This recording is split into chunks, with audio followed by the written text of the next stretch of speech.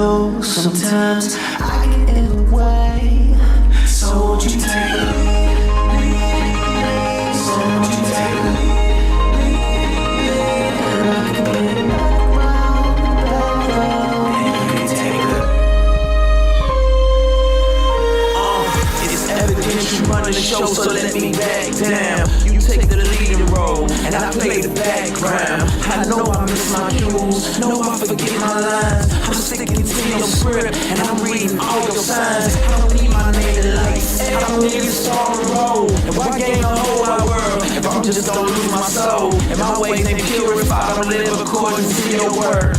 I can't endure this life without your wisdom being heard. So word to every dancer for a pop star, cause we all play the background, but mine's a rock star. Yeah, so if you need me, I'll be stage right, praying the whole world will start to embrace the stage right. So let me fall back and stop giving my suggestions, cause when I follow my obsessions, I end up confessing that I'm not that impressive. Matter of fact, I'm who I are, a trail of stardust leading to the superstar. Yeah, I can play the background, I can play the background, cause I know sometimes I get in the way. So won't you take the lead? So won't you take the lead? And I can play the background, and you can take the I had a dream that I was captain of my soul, I was master of my fate, lost control and then I sank. So I don't want to take the lead, cause I'm prone to make mistakes. All these folks who follow me gon' end up in the wrong place. So just let me shadow you, and just let me trace your lines. Matter of fact, just take my pen, here you create my rhymes. Cause if I do this by myself, I'm scared that I'll succeed. And I'm wrong to trust in you, cause I only trusted in me. And see, that's how you end up headed to destruction, paving the road to nowhere, pour your life out for nothing. You pull my card, I'm bluffing, you know what's in my hand. Me, I just roll and trust you, you cause the dice to land. I'm in control of nothing, follow you at any cost. If some call the sovereign will, all I know is you the boss. And man, I'm so at ease, I'm so content. I play the background like it's an instrument. I can play the background, I can play the background, cause I know sometimes I get in the way. So won't you take the lead? So won't you take the lead? And I can play the background, and you can take the I know I'm safe when I'm in your will and trust your word. And I know I'm dangerous when I trust myself, my vision blurred. And I ain't got no time to play like foolish games. Got plenty aims, but do they really glorify your name? And it's a shame the way I wanted to do these things for you, yet don't even cling to you. Take time to sit and glean from you. And it seems that you were patient in my ignorance. The ignorance is bliss, it's like you never heard of this. I can play the background, I can play the background, cause I know sometimes I get in the way. So won't you take the lead? So won't you take the lead? And I can play the background, and you can take the I can play the background.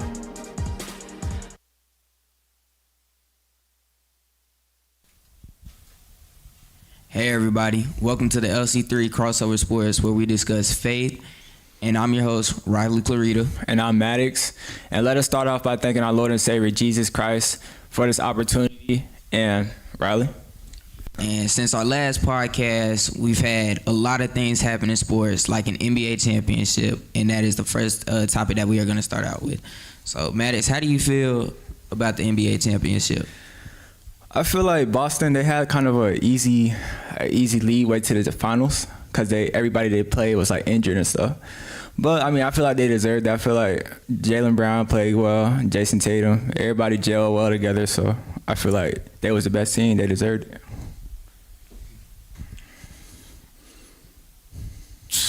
I still don't like the Celtics. I wish they didn't win. I mean, like, I feel like if they was gonna win one, it had to be this year, because next year everybody was gonna be improvement, and I feel like it would have broken up. The team would have broken up. So if they didn't win it this year, I feel like everything would have went downhill. So, yeah, but I feel like the main person that don't get talked about that really helped them was Drew Holiday, though. yeah, Drew Holiday was he was a good defensive player for their team. So yeah, I feel like that helped. But today we have our first guest of the show, Coach Richard Daniels of Walkertown High School, who we'd like to ask to come up here, please. Man,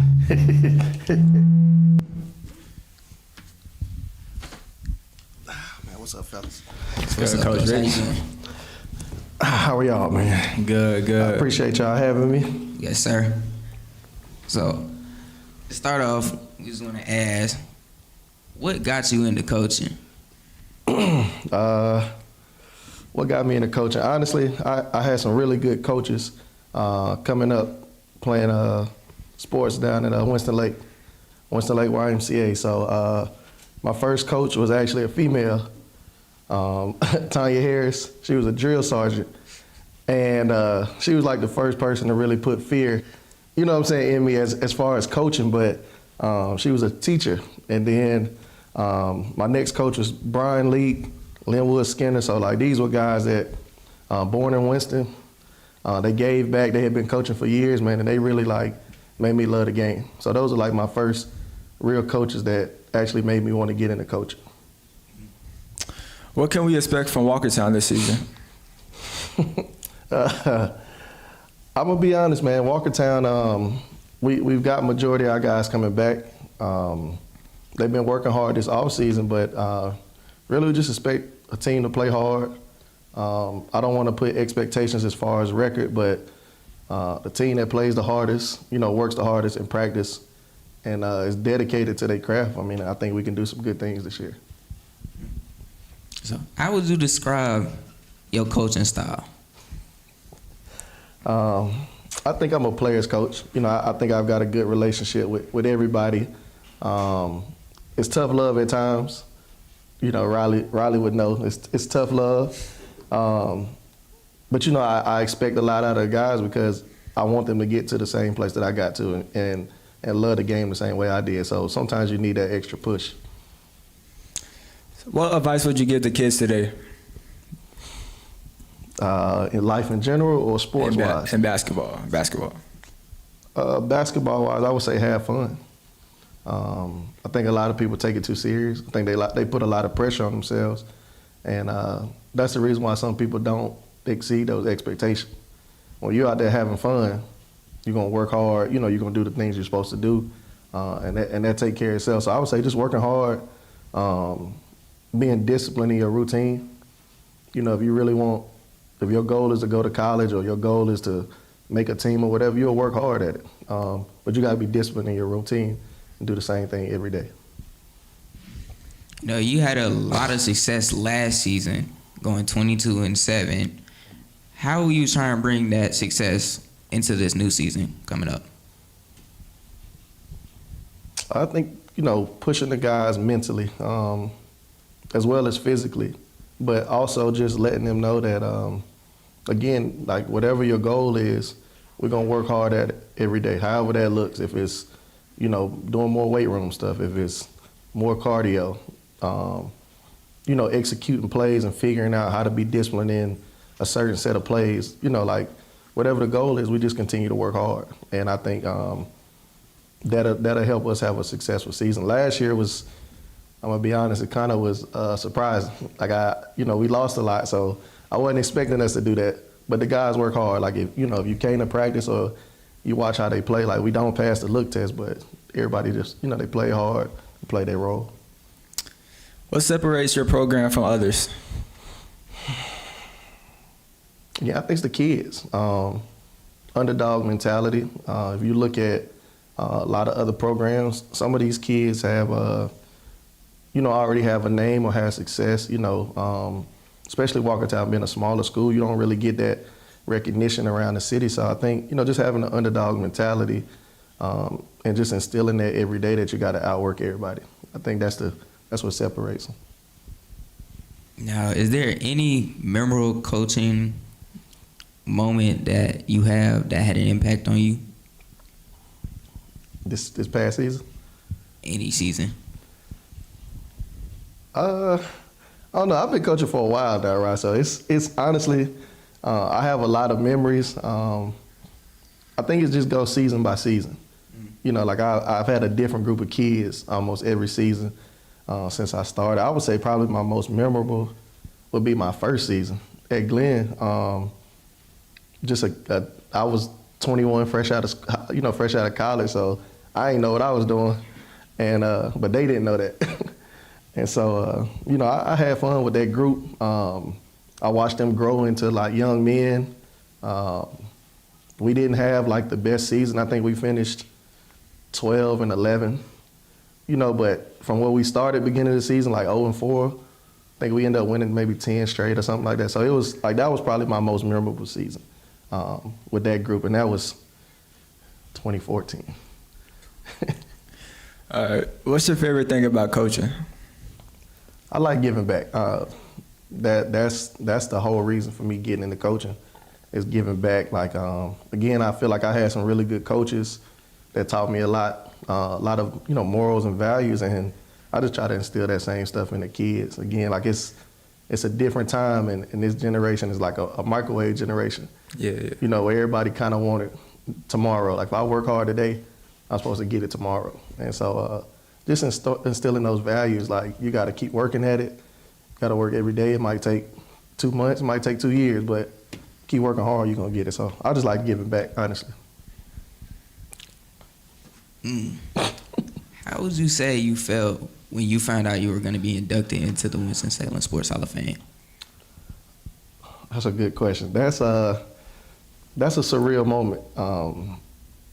As a player, you always want that recognition, and sometimes you don't get it, or if you are somebody that's I was always a point guard, so I was kind of an unselfish person, so I never really wanted the spotlight. So just to see what other people think of you, that's a good feeling. And again, I get to represent Winston-Salem, I get to represent Carver High School, I get to represent Walkertown High School. So that was good for me. That was a great feeling. Well, you played high school basketball back in your day. What would you have to change, or would you change anything when you was playing basketball in high school? No. Again, basketball has changed so much. I think the toughness and the competitiveness of the entire city of Winston-Salem at the time, that helped me become a better player, because there wasn't any slouch teams. Everybody could play. Every program was good, and it was always competitive night in, night out. So I definitely wouldn't change anything. Now, how would you say you try to get your guys focused before a game? I kind of let them do their own thing for a little while. So usually, we go do pregame meal. That's their time to kind of laugh and joke with each other, kind of get it all out the way. But probably about the time that the JV game is starting, or if the girls are playing, by the time the girls game start, I try to kind of get them in focus mode. Take your headphones off, just kind of lock in. But sometimes it works and sometimes it don't. All right. What's the number one thing you want kids to get from out of your program? Overall, just become a better man, a young man. That's the goal, just, teaching character and just instilling principles. So some of the same stuff that you're going to hear from me when you get older, or some of y'all may start coaching, you're going to be saying some of those same things, or you're going to be trying to instill some of those same, morals and values. So I think that would be the biggest thing. Now, how would you say you handle adversity or setbacks as a coach? Let's see. It's tough. You got to have tough skin as a coach, because you're dealing with other people's kids. And sometimes you may you may care more than the kid may care or the parent may care sometimes. So you got to have tough skin, and that kind of is what come with it. So I've had some different, some difficulties in the beginning. Again, like you said, I'm coming from college, and I'm trying to teach kids how to play basketball the right way. And then sometimes, if you play AAU or you play in middle school or whatever, they come from a selfish era, or they teaching how to play one-on-one and stuff like that. So, for me, it's just you gotta kind of have tough skin, make sure that you still do the right thing all the time, whether you want to or not. You gotta, make sure you're looking at it from other people's lens. So. I try not to, look too far into it or, get too emotional when it comes to, those type of things. What's your opinion on our generation and playing basketball and when you played? What's the difference? I think this group is way more talented. Like, y'all have a lot of talented kids, very athletic. You look at guys like Wemby, 7'4", freak of nature, it's a lot of talent, but I think the difference is just the work ethic. There wasn't times where we could sit at home and just play video games and not go to the gym. And, our parents would, tell you go outside and don't come back till they get home from work, or everybody come pick you up, y'all go to one gym and y'all just play all day. And so that was our way of getting better and just being competitive. And I think this generation, y'all work out, but it's not like a all day type of thing. Right. Maybe an hour and a half, and that may be 2 days out the week versus kind of, doing the same thing all the time. So I think that's the separation. Very, very talented. Like, this generation way more talented. But I think I just came from a different era, like hard-nosed, blue collar guys. Yeah. What advice would you give to somebody who wanted to kind of follow in your footsteps and become a head coach at some point? I would say don't give up. Like, now this would be my 5th year as a head coach, but prior to getting this job, I was denied 2 or 3 jobs. And that was kind of tough, because that was my first time really applying for a head coaching job. And so I just went back to the drawing boards. In every interview, I would ask questions. What can I do better? I had a couple mentors that, would help out. I reached out to some guys, and then by the time the Walkertown job came open, like, I think I kind of killed the interview. Like, I was ready for it. I was prepared for every question. I asked some really good questions, and then, I was already thinking as a head coach of, how I was going to set my program up and those kind of things. So, anybody that wants to become a coach, get with the right people, ask questions, be the first person to show up, especially like if you're a volunteer, show up all the time, on time, do what you're supposed to do. Even if you ain't getting paid, you're doing it for the love and the experience, and then that'll work into a paid job. And then you just keep working your way up. When you was younger and somebody told you was going to be a coach, would you have believed them? Nah, I always told everybody I was going to be an NBA player. That was my dream job. And, reality set in when you 5'7", and you're not, it didn't work out like that. But I think naturally, just being a point guard, you're a natural coach. So, again, it came firsthand. I started coaching AAU probably 19 or 20, and I just fell in love with coaching. So that was easy. That was the easy part. I know you said what you want out of your program is to help boys become better men. Mm-hmm. But other than that, what is your end goal when it comes to coaching? I would say the other end goal would be to see people get to the same level, or if not higher. College sports has changed a lot, but just seeing, young men go to college and experience that feeling, parents not having to pay tuition, being a part of a program or a brotherhood, like, those are probably some of my best moments of college. Just not necessarily the playing and the practice, that was cool, but just the bonds I built, built with my teammates and that kind of stuff. And just college in general, like, it's a whole different atmosphere. To give you a chance to get away from home and to give you a chance to grow up. I think that was the biggest thing for me being 17. Like I was still a kid, you know, in college, and so it taught me how to grow up. Like it was tough, you know, but it worked out for the best because now, like I said, like that adversity, that's kind of the same thing that helped me get to where I am. How do you feel about reclassification for, you know, these high school kids? You know, everybody now is like reclassing now. So how do you feel about that? I think it's the new norm. I don't have a difference in either one. If you reclass, hopefully it's for the best. I think some people do it for the wrong reasons, but you can't tell them whether or not, you know, you can't tell somebody that they're wrong for doing that. And it may give kids an opportunity, you know, to have a chance to go to play college or whatever their goal is, but I just say do it for the right reasons. You know, if you know, you don't have the grades, you know, if you feel like you got to work on some stuff you're not ready yet, then do it. You know, but if you're already getting those looks and those offers, there's no point in reclassing. So it's just your choice. Now with, you know, how a lot of NIL deals and the transfer portal is becoming a big thing in college sports, how do you feel it would have affected your time when you were playing in college? Now I played with some really incredible athletes. The NIL deals back then, I think a lot of guys would have cashed out, like 2009 classes like John Wall, you know, those guys. Like he was the #1 player in the country. And so an NIL deal for somebody like that at Kentucky would have been crazy. Like, you know, some of them guys get a couple mil. He probably would have been the highest paid player in the country.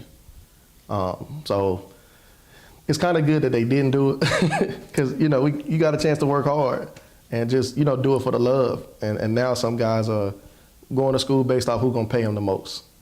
You know, so that's the problem that's why the transfer portal is so high, because you go for the money, you're not going for the person that, you know, the coach that you love or the school, the program that you love. So it has its pros and its cons.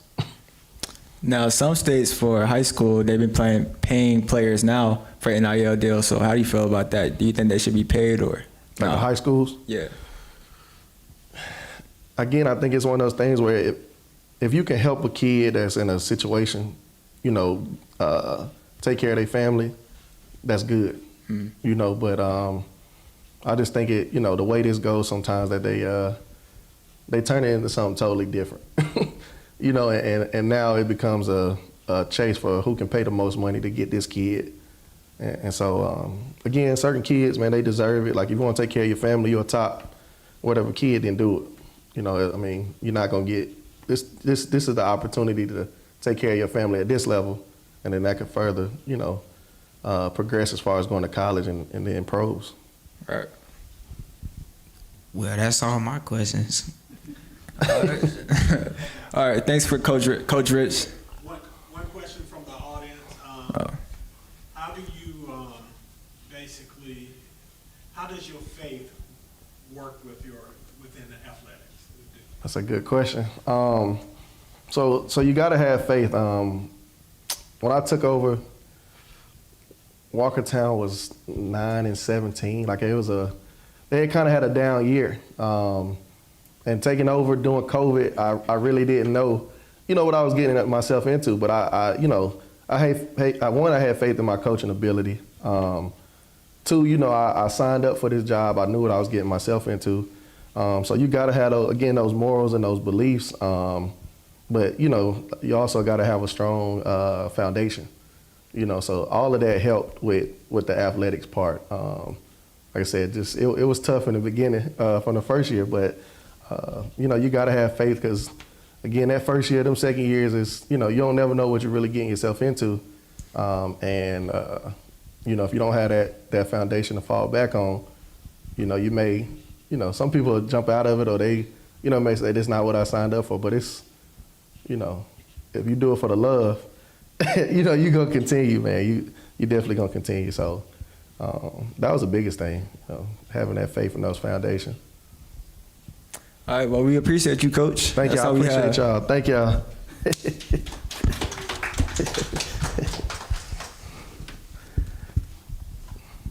Riley, that's the most I heard you talk, man. That's the most I heard you talk, bro. So, Matt, would you like to share anything that has happened recently in your life? So I'm playing football now for East Forsyth High School, and we've been starting workouts. We usually we have workouts at 9 a.m. to 11. We go to the weight room, weight training for like an hour, and then we go to the track, and then we have like footwork. We work on our footwork and stuff. And then after practice, we'll go on the field. You know, the QBs, the wide receivers, will throw the ball, catch the ball for like another 30 minutes. And then that's how our day goes in the mornings.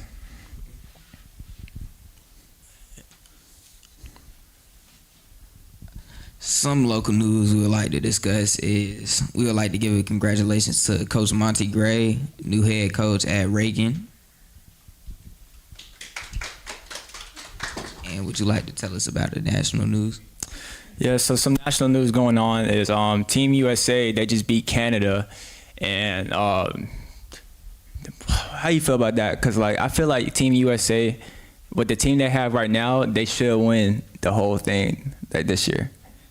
I feel like. I don't know.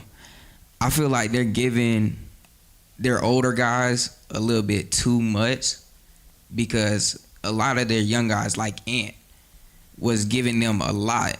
Right. But he didn't get as much playing time as the older guys like LeBron, AD, and then Curry. Right. So I feel like if they want to win, they got to give their new guys a chance to shine. Right. Because they did lose last season. So if they're going to win, it has to be this season, I feel like. Because everybody else is going to get old, and then it's going to be, the new guys coming up, the new generation. So, yeah. And also, Cooper Flagg, we got a 17-year-old playing on Team USA Select, and that barely happens. Like, he's still in high school. So not high school, but now he's going to college now. But how you feel about that? No, obviously he's a really talented player, but I still don't like him since he goes to Duke. Like, I will live by that. I do not like him at all. He's only 18, though. That don't mean nothing. But you got to give him some props, though. I just did. I said he's a good player. That's it? He's on Team USA. What else you want me to say? He's going against my favorite team. You right. I just feel like that's a big thing for him. So, yeah. Congrats to Coop. That's it for the national news. And we have our second guest, Coach Mike Russ of Reynolds High School. And we would like to ask him to come up, please.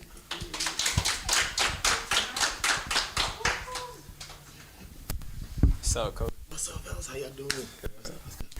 Appreciate y'all having me on. Yes, sir.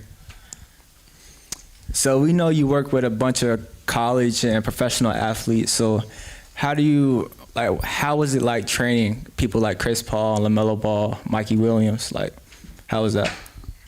Well, it's a lot different from, training the youth, because a lot of these kids, they already got, well, not kids, but a lot of these guys, they already got their foundation. It's not really much you can teach Chris Paul. To be honest, I think I learned more from Chris Paul than me actually training him. So again, it's like when you talk about the youth, you got a whole nother route. You gotta set a foundation. You gotta work on more basic fundamental skills. But when you get freaks like Mikey Williams in the gym, it's more or less keeping these guys like challenged. Like, so you do more drills where they got to make consecutive shots or make a certain amount of shots in a certain amount of time, just to kind of keep these guys mentally challenged within the workout. But again, when you train these younger kids, it's more, again, just kind of setting their foundation and teaching them the basic skills of basketball. But these college guys and these pro guys, it's a lot easier rebounding, I'll tell you that. Right. You rebound for Chris Paul, you kind of sit up under the net and kind of catch them as they come out. But again, man, either one, the pros, college, youth, it doesn't matter, man. I enjoy all levels of training.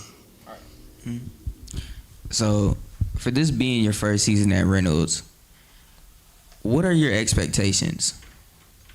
Oh, I don't know. You can just talk with the mic for now. Oh, there you go. Okay, gotcha. There you go.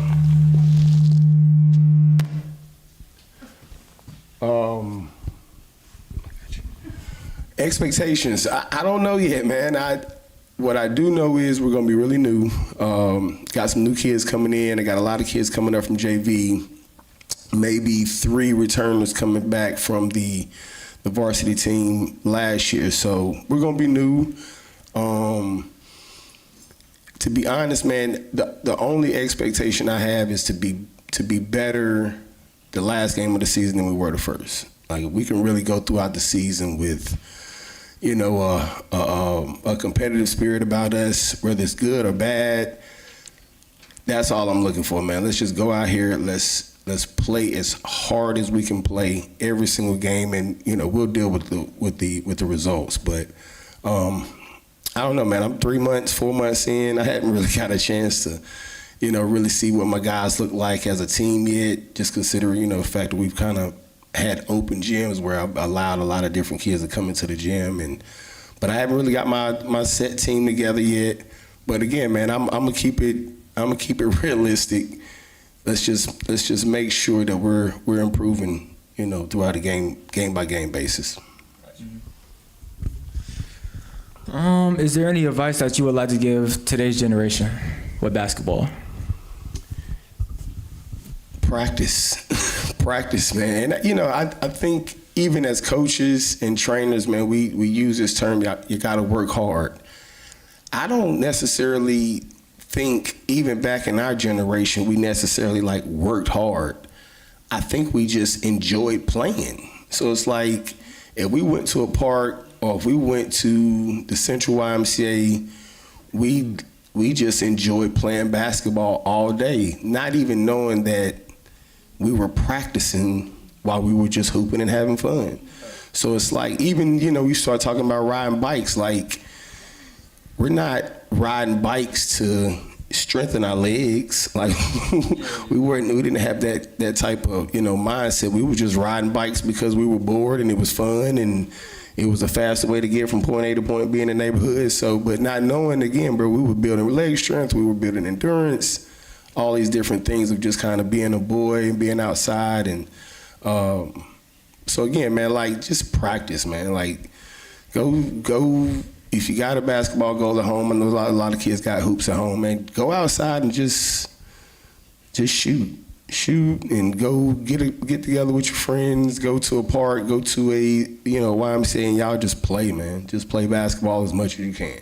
But, you know, again, at the same time, if there is any advice along with practicing, just make sure that you understand that any goal that you guys want to reach it takes a certain level of mastery to get there.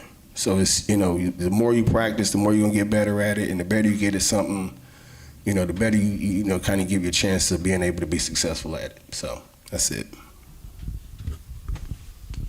Now, we know that you train a lot of big athletes, and you're well known almost throughout the entire country. So I just like to ask, what got you into that? Really, to be honest, man, it was COVID. It was COVID. Like, when COVID hit, I was already training. I've been training since I was maybe around about 21, 22. So I've always been doing a lot of training with, you know, my kids throughout my AAU program or kids I've coached in high school. But I've always said I never set out to be a trainer. I was more of a coach that was approached by a parent, like, hey, can you work with my son a little bit after practice? That kind of turned into me, you know, putting together some clientele, and I enjoyed it. You know, I enjoyed training. So the more I started learning, the better I got at it, the more I enjoyed doing it. But to be honest, with the higher level players, CP3 was kind of like its own business. So we didn't have to deal with a lot of the stuff that schools were going through and corporate business was going through about, you know, really having to shut down their gym. So we were able to keep functioning as a a private gym where we can hold private workouts. And a lot of these guys were coming from Charlotte. Like, Mikey was coming from Charlotte. You had Aiden Holloway. He's at Alabama now. He was coming from Charlotte. A lot of these guys were just looking for places to come train because a lot of places were closed down. So social media, of course, helped out a lot as far as getting my notoriety out there and capturing some of these moments in the gym with these guys. But it was really just COVID, man. It really wasn't anything in particular that kind of put me in that situation. But even with Chris, like, that was him looking out for me. Like, I've been knowing Chris pretty much my whole life, and he was like, yo, come on the road with me, let's get some work in. And that just kind of elevated my notoriety even more, just kind of working with Chris. And then, again, I don't say I trained Chris. Like I say, I think I learned more from him than he learned from me in these workouts. So, but again, man, I think it was COVID. It was the right time. Yeah, that was pretty much it, man. So we know you played high school basketball at Reynolds when you played in high school. So is that what made you pick Reynolds, or like how has that had an impact on your coaching job? Well, no, that was absolutely my dream job. I think any coach would want to come back to their alma mater and then and coach there as far as the high school. But it was the first opportunity, man, that really gave me a shot.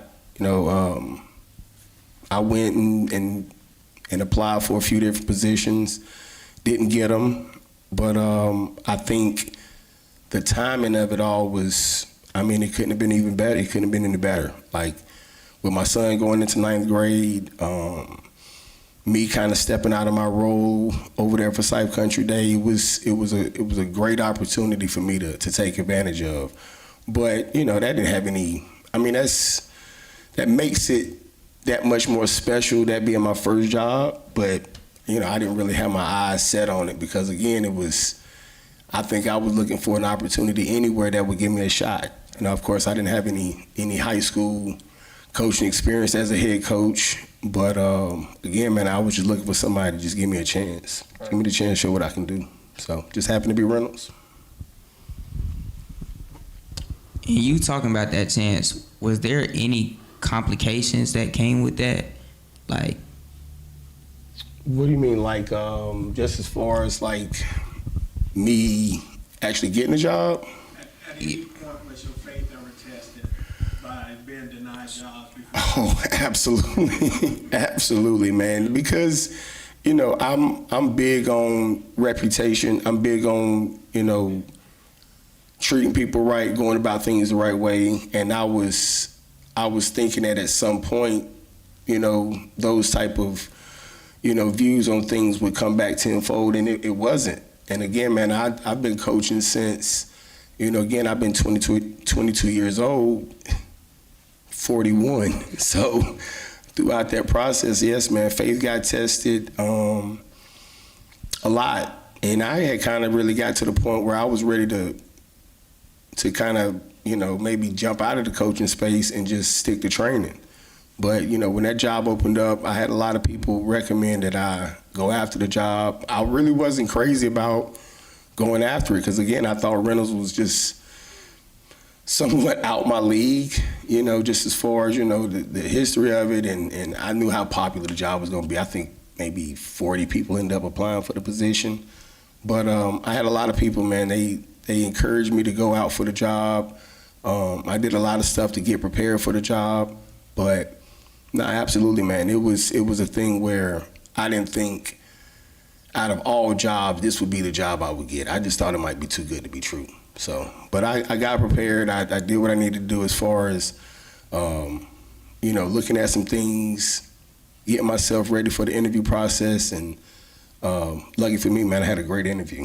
I really impressed them. So, but no, absolutely, man. 20 years, not getting an opportunity, giving back a lot, coaching for free, training for free, all these different things. Of course, I wasn't doing it, to get an opportunity on the back end, but I just thought that was something that was going to come along with, taking care of things the right way.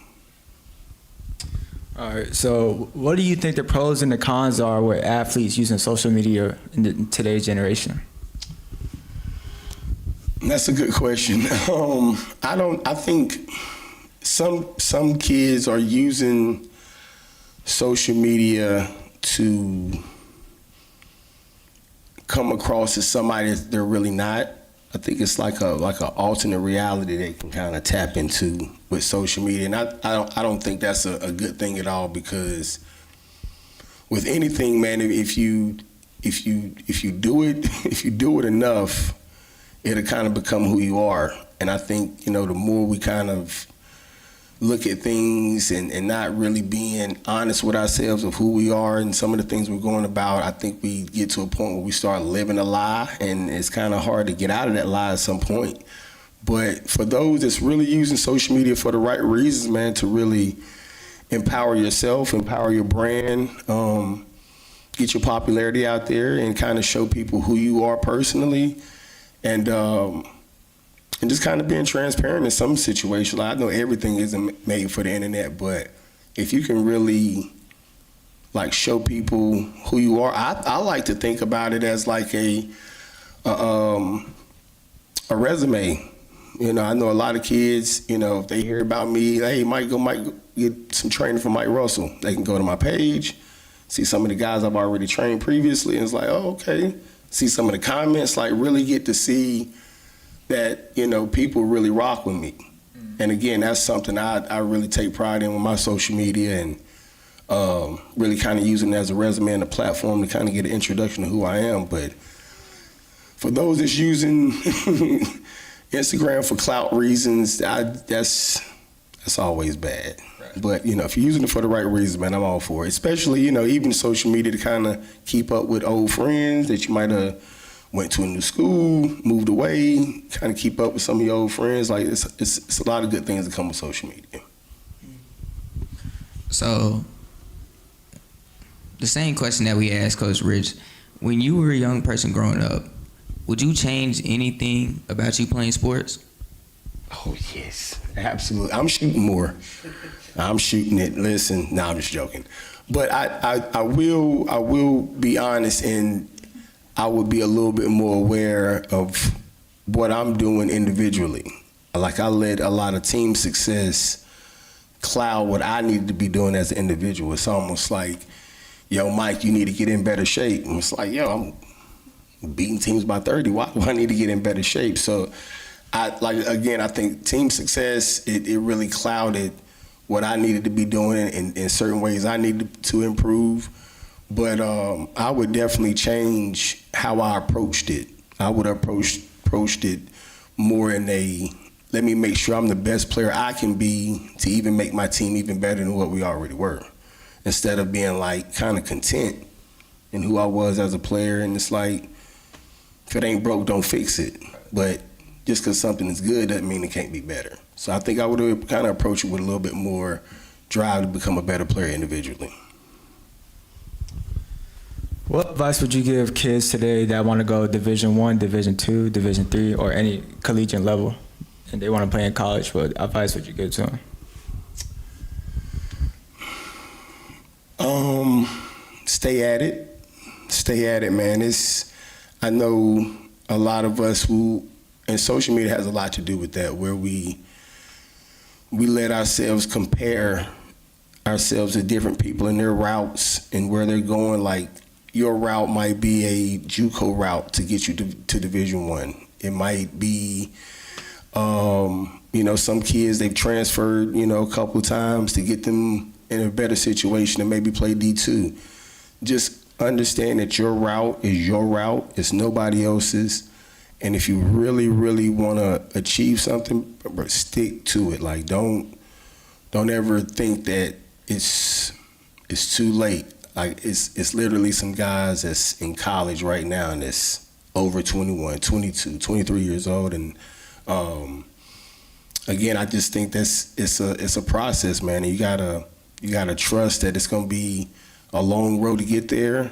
But like I say, man, just don't give up. Keep grinding, keep working, and anything good will come out of grind. So work, bro. That's it. Now, with all the players that you have trained throughout your career, which one would you say had the most natural talent?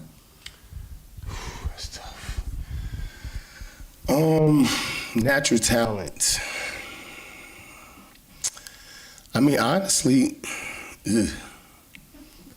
Mikey Williams, man, as a rising sophomore in high school, his level of strength, you don't really see many kids as a sophomore in high school that can literally shoot the ball from the volleyball line effortlessly. Now, was it consistent? No. But when you start talking about people having a certain range, it's like, can you shoot this same shot from back here that you do from a regular three-point line? He could do that no problem.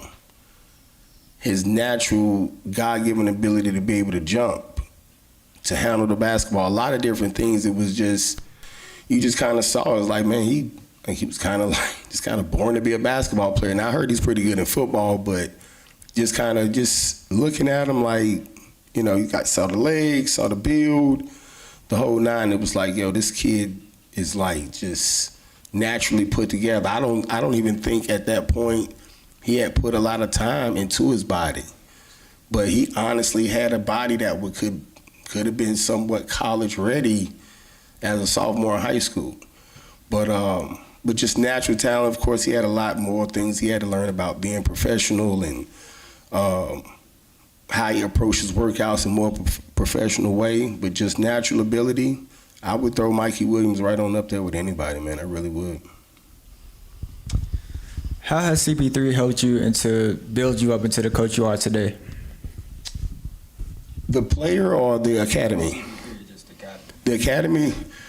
Well, I've said this a couple times. They actually paid me to be patient, so that was a big part of, you know, me becoming a better coach. Because a lot of times, man, we get into the situation where we want to see success right now, even as coaches, you know. But dealing with some of the levels of basketball I had to deal with from third grade to fourth grade, it was a certain level of patience that you had to practice to really be a successful coach. Because again, man, we allow ourselves to get us to that point where, you know, we let our competitive side get the best of us, and we grow impatient. And again, man, I think that was a big part of me, and even where I am today as a first year head coach at a high school, like that patience that I had to practice at the academy, dealing with some of these little bad butt youngins in kindergarten. It's like, but again, it helped you understand, man, that you got to chill, understand that you were at this age at some point, and just to be patient, man, and just enjoy the process. That's it.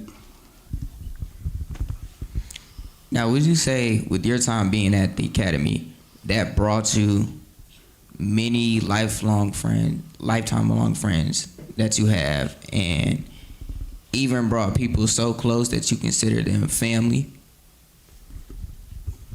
Absolutely. And ironically, I met you and you at CP3 Academy, man. So to even be here with you guys, seeing, and I want to say I may be, fourth grade, fourth grade, I first met you. So even to see you here right now, inviting me out to be a part of your platform, man, that's dope.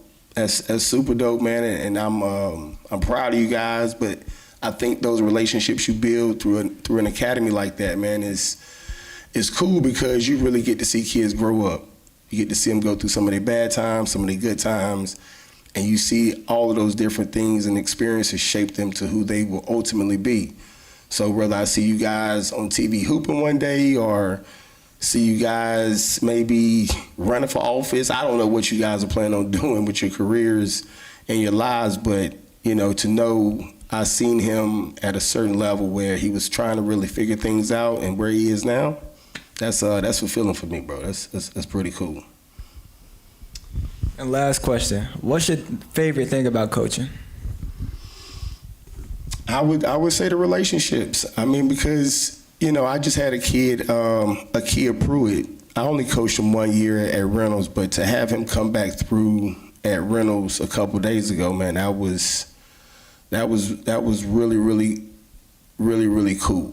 You know, because again, if you can make these impressions on guys and, you know, they come back like Coach Russ, man, you know, what you said back in the day, it really helped. You know, I really saw what you were talking about then.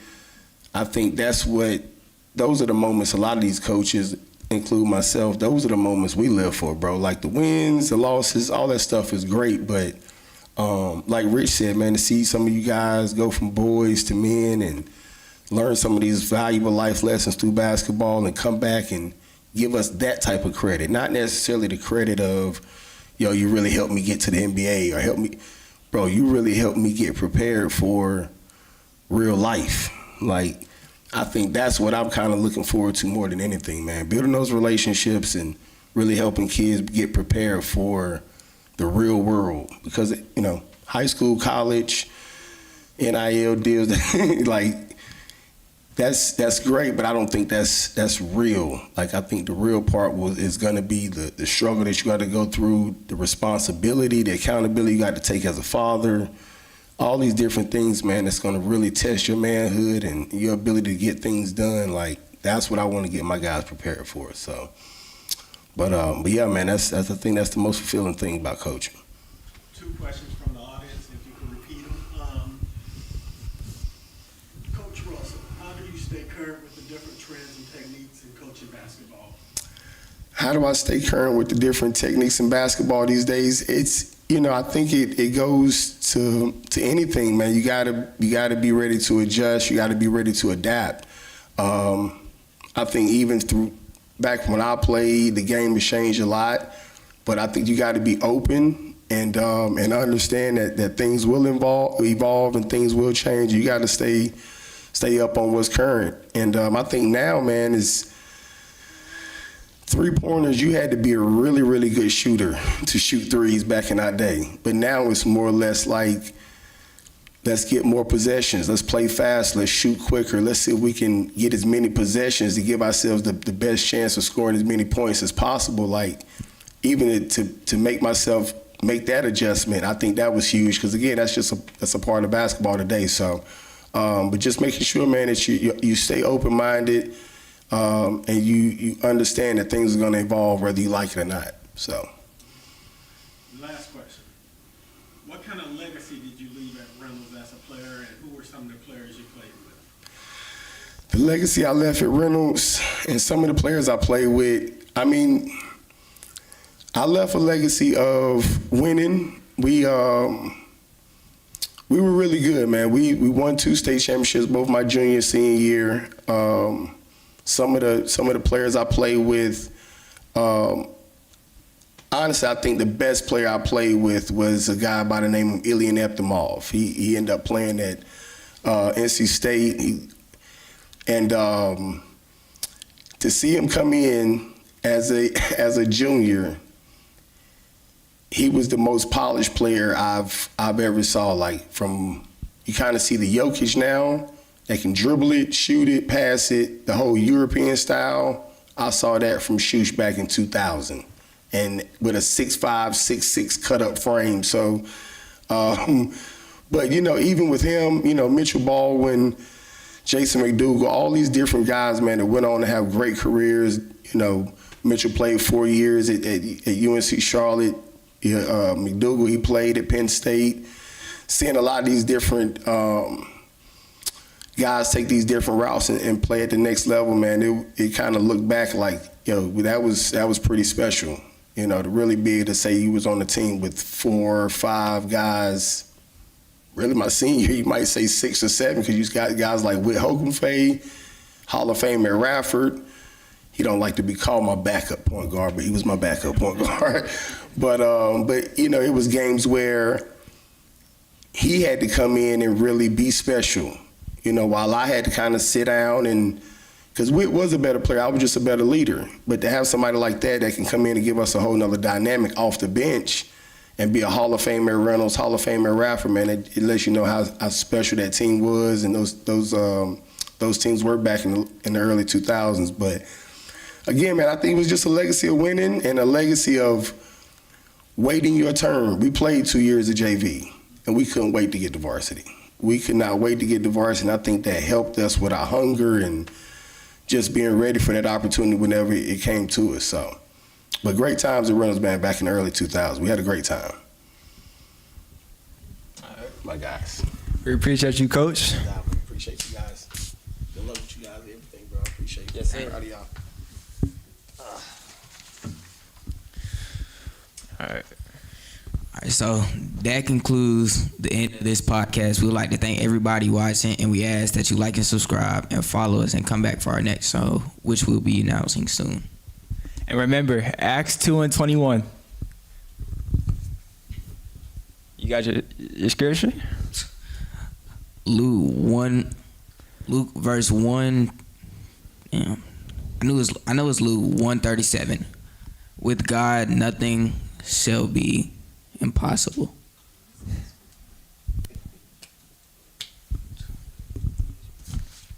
I can play the background. I can play the background.